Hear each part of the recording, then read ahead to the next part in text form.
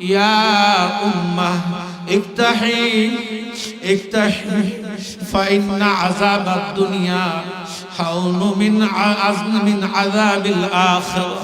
ও মা, দুনিয়ার আযাবের চাইতে আখিরাতের আযাব বড় কঠিন। মা, তুমি আযাবের ভয় করো না, ইমানের পর অটল থাকো। দেখতে দেখতে ফেরাউন কোলের শিশুটাকেও তেলের মধ্যে ছেড়ে দিয়া এরপর মেয়েটাকে দাসীকে ছেড়ে দিলেন। দাসী ডাক দেখায়, ফেরাউন শোনো, একটি প্রস্তাব তুমি রাখো। বলে কি প্রস্তাব? বলে তোমার কাছে দাবি আমাকেও মারার পরে আমার এবং আমার ছেলে মেয়েদের হাড্ডি এক জায়গায় করে কবরের মধ্যে রাখো। বলে কেন? বলে যেই দিন আল্লাহর আদালতে দাঁড়াবো আমরা মা বেটা একসাথে আল্লাহর দরবারে করতে পারে। আল্লাহ বলে নগদ নগদ 10টা পুরস্কার। সুবহানাল্লাহ। এক নম্বর, মালিক বলেন ওয়া'লামু আন্নাল্লাহা লামা'আল মুত্তাকিন।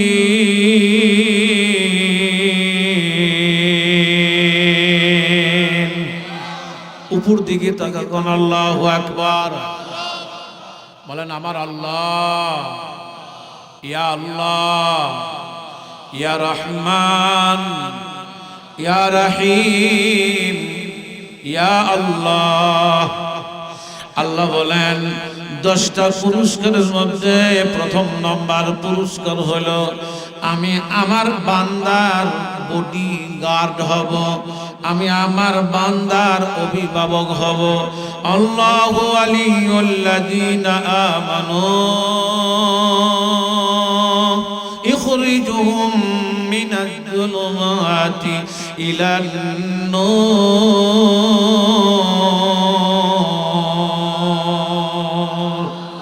আরো জোরে বলেন আল্লাহু আকবার। গুনাহ করে কি পেলেন? ও যুবকেরা, গুনাহ করে কি পাইছো? আমারে বলো না একটু, তোমরা বলো। দাড়ি কামাইয়া কি পাইছো? নামাজ সারিয়া দিয়া কি পাইছো? রাতকে রাত ফেসবুক অন করে কি পাইছো? তোমরা যদি লাভবান হও আমারে লাভবান বানাও। গুনাহ করে কি পাইছো? অন্যায় করে কি পাইছো? বলো। আর যদি বলি গুনাহ করলে বাদশা হওয়া যায়, গুনাহ ছাড়লে বাদশা হওয়া যায়, মুকুটহীন বাদশা।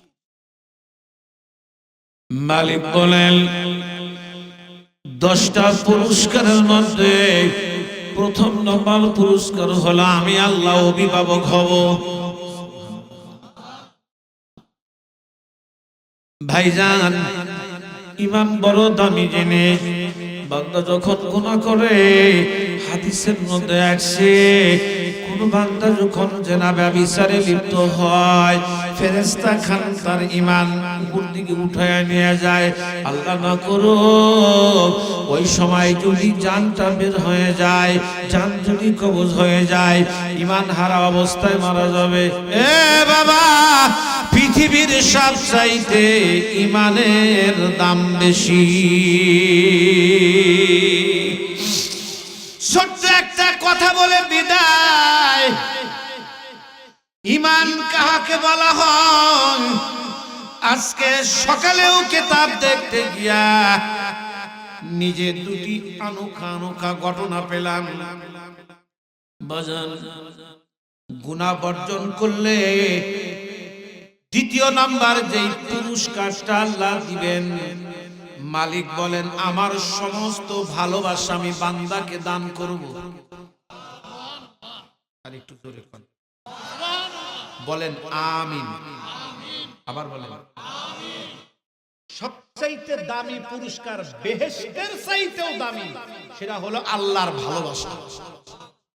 ভালোবাসার উপরে কোনো কিছু নাই। সুবহানাল্লাহ।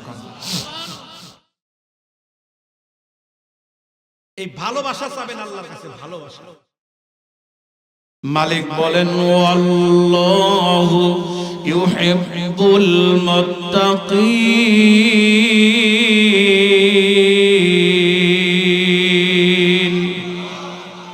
মুত্তাকিনকে বড় ভালোবাসে, যারা গুনাহ করে না এদেরকে আল্লাহ ভালোবাসে। যেমন বেলাল কালো, কিন্তু বেলালের ভালোবাসা ছিল আল্লাহর কাছে সবচাইতে উদ্দের। নবী মেরাজে গেলেন, মেরাজ থেকে নবী আসছেন, সাহাবায়ে কেরামকে বয়ান শোনাইতেছেন, তোমরা শুনছুনি, কদ আফলাহা বেলালুন রাআইতু লাহু কাযা ওয়া কাযা। আমি যখন বেহেশতে দিয়ে ঘুরতেছিলাম, আমার কানে একটা আওয়াজ আসলো। আমি জিবরিলকে বললাম, ভাই জিবরিল রে, এটা কিসের আওয়াজ? জিবরিল আমারে বলল, হুজুর এটা হলো বেলালের পায়ের আওয়াজ। বেলাল তখন বেঁচে আছে, মরে নাই। জমিনের বেলাল জমিনেই আছে, অথচ বেলাল বেহেশতে দিয়ে হাঁটে। বলেন তো কি আছে? ওই যে আপনি জানেন কি একটা গজল গাইলেন, পর্দানে কি আমি আমাকে চেনার তুমি তৌফিক দাও। এই গজল কতটুকু আপনি বুঝতে পারছেন বা এরা বুঝতে পারছে আমি জানি না। এটাকে বলে সাইরাম খুশি, নিজের ভিতরে নিজে ঢোকা। এই স্তর আলাদা, এটা বলে মুশাহাদার ফল। এখানেই থাকবে, সে আর এক জায়গায় চলে যাবে, এটা বুঝে আসবে না। এ ওয়াজ যদি করি ওয়াজ অন্যদিকে যাবে। এই চোখ দিয়ে আল্লাহ আমাকে দেখাইছে, এই চোখ দিয়া কোরআনের মাহফিল, কসম করে বলছি, এমনও লোক আমার সাথে সাক্ষাৎ হয়েছে, এক কদম বাংলাদেশে, দ্বিতীয় কদম সৌদি আরব। বিমানও লাগে না, বিমানও লাগে না। বুঝেন কি? পাগল এমনি হয়নি, কিন্তু এদের পরিচয় গোপন, পরিচয় গোপন। এরা কোনোদিন পরিচয় দিবে না, এদের কেউ চেনে না এক আল্লাহ ছাড়া।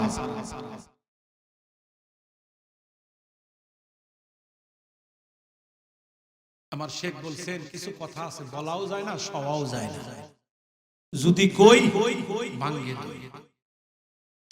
এ বেলাল, জমিনের বেলাল, জমিনে বেলালকে আমি দেখলাম জান্নাতে।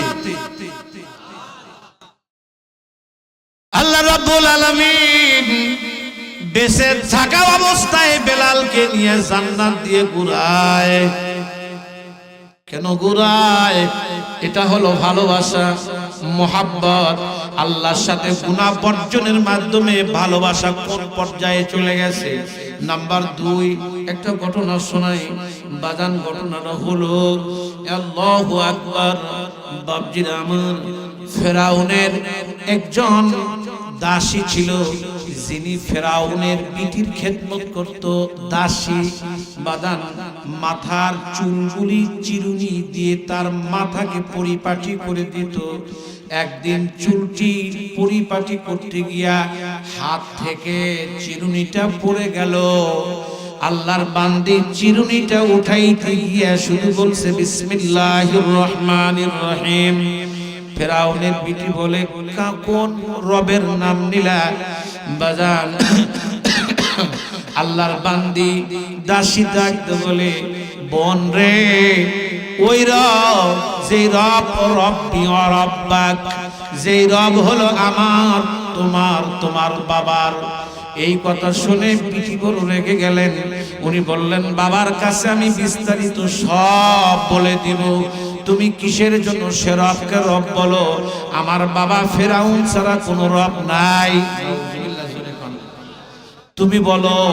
বাজান ফেরাউনের কাছে বলে দিছে, বাবা আমাদের বাড়ির দাসী তোমাকে আল্লাহ হিসেবে মানে না, তোমাকে প্রভু হিসেবে মানে না। বাজান ফেরাউন বলল, ডেকে নিয়ে আসো। মেয়েটাকে ডেকে নিয়ে আসছে। এই বিটি, তুমি আমার বাড়ি খাও, তুমি আমার কথা বলো না কেন?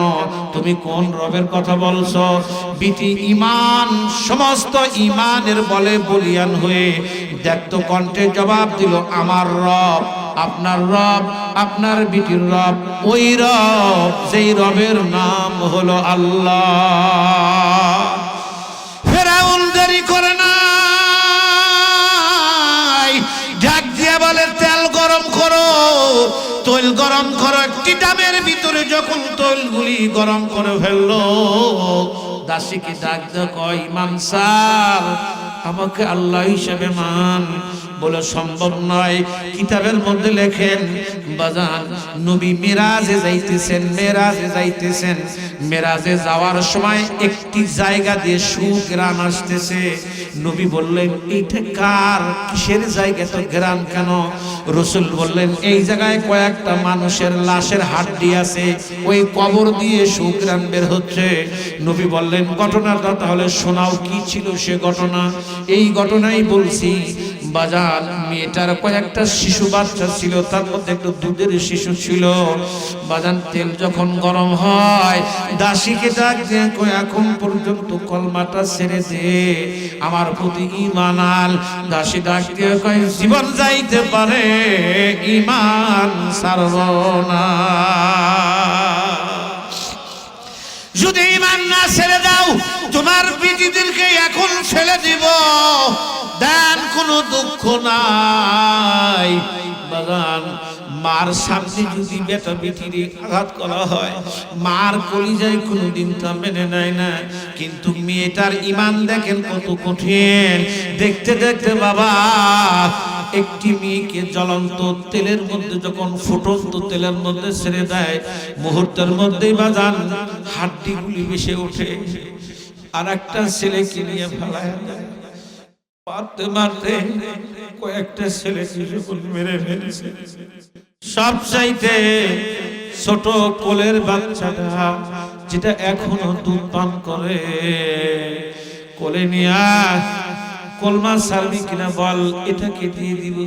কিতাবের মধ্যে লেখে বেটার সঙ্গে মা একটু পিছনে হটলেন, জবানটা বন্ধ। আল্লাহর কি কারিশমা! ইবনে আব্বাস বলেন 4 জন শিশু কথা বলেছিলেন, তার মধ্যে ওই শিশু যেই শিশুর মায়ের কোলে থেকে নিয়ে ফেরাউন তেলের মধ্যে দিবেন, ছোট্ট বাচ্চা কয় মা ইয়া উম্মাহ ইফতাহি ইফতাহি ফাইন্না আযাবাদ দুনিয়া হাউনু মিন আযাবিল আখিরাহ। ও মা, দুনিয়ার আযাবের চাইতে আখিরাতের আযাব বড় কঠিন। মা তুমি আযাবের ভয় করো না, ঈমানের পর অটল থাকো।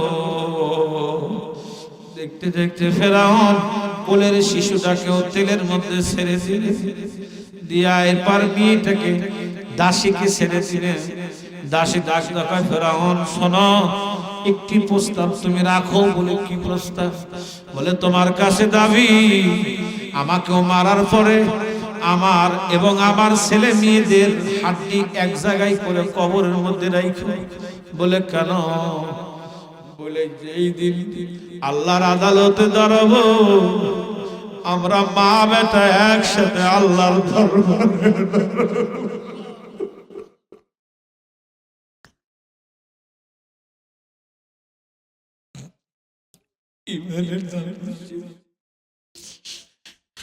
আমি এই জন্যই বলি বাবা, ঈমান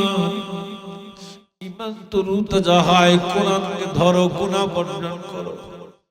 শেষ জীবনে আমি যত হাফিজে কোরআনের মাথায় পাগড়ি পরাইছি, একটা পাগড়ি টাঙ্গালে একটি কোরআনের হাফেজের মাথায় পরাইছিলাম। 5টা ছেলের মাথায় কোরআন শরীফের হাফেজদেরকে মাথায় পাগড়ি দিলাম। 4 জন ছেলেকে আগে দিলাম, সকলের মুখে হাসি, কারো চোখে পানি দেখি নাই। কিসের জন্য? কোরআনের হাফেজ। সর্বশেষ যেই ছেলেটার মাথায় পাগড়ি দিলাম, ছোট্ট একটা মাসুম বাচ্চা, বাড়িটা হলো কুড়িগ্রাম। যখন ওর মাথায় আমি পাগড়িটা ধরলাম, দেখি 2 চোখ দিয়ে বৃষ্টির মতো পানি ঝরতেছে। সভাপতির দিকে তাকায় দেখি তিনিও কাঁদে। বাজান ওস্তাদের দিকে তাকায় দেখি তিনিও কাঁদে। এ বাবা তোরা কাঁদোস কেন, কি হইল? বাজান সভাপতি আয় ব্যয়ের হিসাব শুনাইতেছেন। ছেলেটাকে টান দিয়ে নিয়া আমার বাম পাশে নিয়া ওর মাথাটা কাঁধের উপরে নিয়ে রুমাল দিয়ে চোখের পানি মুছে দিচ্ছি। বলছি বাবা তুমি কিসের জন্য কাঁদো, কি হয়েছে তোমার বলো। ছোট্ট ছেলেটা আমার গলা ধরে বলে হুজুর সকালবেলা এই যে বন্ধুরা পাগড়ি নিল, ওদের বাবা আসছে, ওদের মা আসছে, ওদের মা আইসা ওদেরকে কোলে নিলে, ওদেরকে সুমা খাইছে, কত কিছু কিনে দিল। সকালবেলা থেকে পয়সা আমার কেউ আসে কেন? তোমার কি মা নাই, তোমার কি বাবা নাই, তারা আসে। ছেলেটা গান দেওয়ার যে এই সাদা পাগড়িটা মাথায় পরাইয়া দিছে, আমার মার বাবা এই সাদা কাপড় পরে চিরজীবনের মতো কবরে গেছে।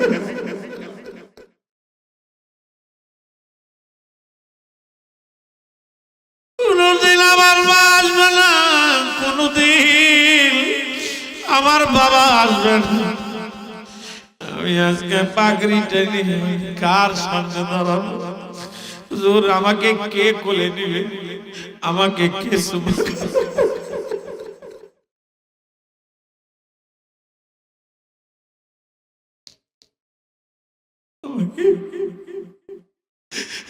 খাওয়ার মতো মানুষ আর কেউ নাই, আমাকে কোলে নেওয়ার মতো মানুষ কেউ নেই। আমার কথা ওই ভাই বুঝবেন যারা মাকে কবর দিয়া বাবাকে কবর দিয়া আমার সামনে এত রাইতে চোখের পানি ছাইড়ে দিয়েছে, তার কলিজার মধ্যে কেমন বুকের মধ্যে নিয়ে আমি বললাম বাবা এই পাগড়িটা পরে যান না, তুমি তোমার মায়ের কবরের পাশে দাঁড়ায়া উপর দিকে তাকাইয়া আল্লাহরে একটা কথা কইও, আল্লাহ দুনিয়ায় আমার মা নাই, এই মাহারা সন্তান কোরআনের হাফেজ আমি পাগড়ি নিয়ে মার কবরের পাশে এসে আল্লাহ আমার মাকে মাফ করে দাও। বাদান আসেন গুনাহ বর্জনের জন্য 1 মিনিটের একটা দরখাস্ত আল্লাহর কাছে দেই। তাহাজ্জুদের সময় আখেরি দোয়া নয়, শেষ দোয়া নয়, 1 মিনিটের একটা দোয়া মনে হয় কবুল হবে। দিল সাক্ষী দিতেছে, সকলের চোখ দিয়ে পানি ঝরতেছে, দুইখানা হাত উঠান আল্লাহুম্মা আমিন। আচ্ছা চক্ষুখানা বন্ধ করুন, মাথাখানা নত করুন, কেউ কারোর দিকে তাকাইয়েন না। ওরে